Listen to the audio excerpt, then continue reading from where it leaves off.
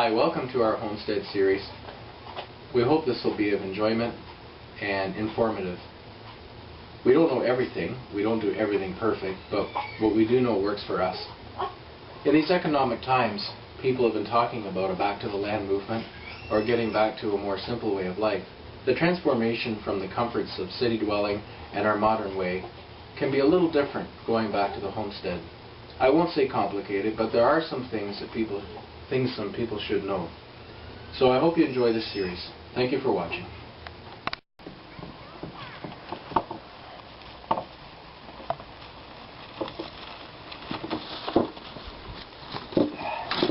Hi. Well, today's Homestead series is going to be about fertilizing your garden and manure. It's spring. I'm just cleaning out my barn, so it's a good time to do this. Well, to start, we have rabbits, and rabbit manure can be applied at any time, even directly to your garden. It won't burn it. Burning basically means it's too rich, and it'll be too hard on your plants, and they won't grow very well. Other manures, most people recommend composting.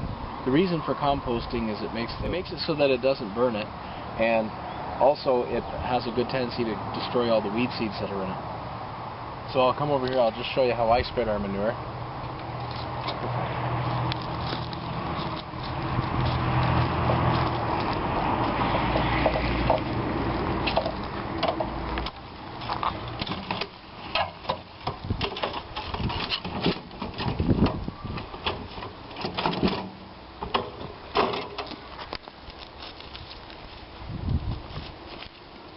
What I like to do is, because I have plentiful manure, is to apply it fairly thick. Our gardens do very well, even in times of drought. Matter of fact, my corn sometimes is darker green than most of the silage corn is with the farmers. So I just take it and I spread it around at a nice, fairly even level. That way it doesn't clump up too much when I'm tilling it. I guess the thing is, to sum it up this way, gardens produce a lot of wonderful food for people, but most people may not realize that gardens need to eat as well. If you don't fertilize your garden, well, after a long time it won't grow hardly at all and turn into clay and sand. So for a beginner, if you're first going to start up a garden, say you've bought some property and you've got sod and you're not sure how much to do, there's a few ways you can do that. You can get a soil test done. I think you can get those at your local farm supply. The other thing you can do too is have a look and see what's growing and how it's growing. You may not need to your first year. Sometimes just tilling it in will give you a fairly good yield. As far as getting manure, which is what I recommend, most farmers will be more than happy to give you a little bit of spare manure. I recommend sheep. Rabbit, if you can find it, is the best. You can also use hog, although it's fairly smelly, but beef and dairy is usually the most plentiful.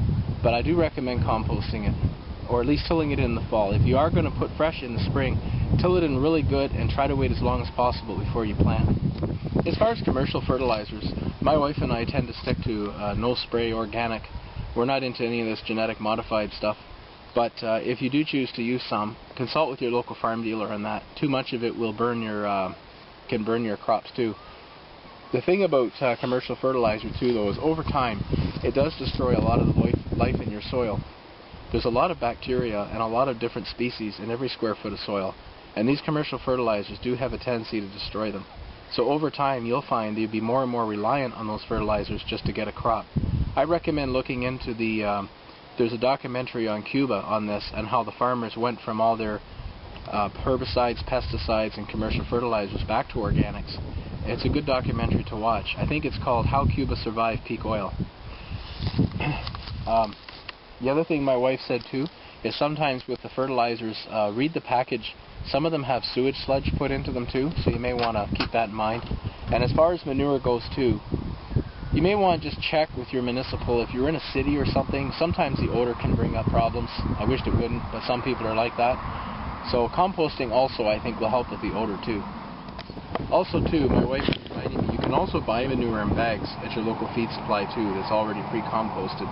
For somebody in the city that's starting a small garden, that's probably the best route to go for you at the start. Another thing she wanted me to tell you too is with your seed starting soil, if you're going to do it that way, we might do another video on that soon, by the way. Some of those will have fertilizer or commercial fertilizer in it. So double check. If you're really strict about organic, make sure you read all the labels. Hi, one final note is one thing we didn't get a chance to talk about was green manure. as some people call it. There are certain crops that you can plant that actually help rejuvenate your soil too. A lot of farmers use these. They're called red clover is one of them. There's two kinds of sweet clover, and another crop is buckwheat. Buckwheat's also very good for what they call a plow down crop because it overshadows all of the weeds and drowns them out. There's plenty of good articles online and other good books and videos out there on green manure. I'd highly recommend looking into that. It's very sustainable and very healthy. So I want to thank you very much for watching our videos. We hope they've been helpful. Like I said before, we may not know everything, but what we seem to do seems to work for us. So, and every climate will be different too. For fertilizing, that might have different effects, your soil type. And another thing I might want to mention, although for gardening it's probably not much of an issue, but if you're going to do a larger garden, you may want to double check for watershed areas if you're spreading fresh manure. Some people tend to get a little uptight about things like that, so just look into that too. Anyways, I want to thank you again, so enjoy the series. I hope it's been helpful, and any comments or tips too would be great to share with everybody. We can all learn that way. Thank you for watching.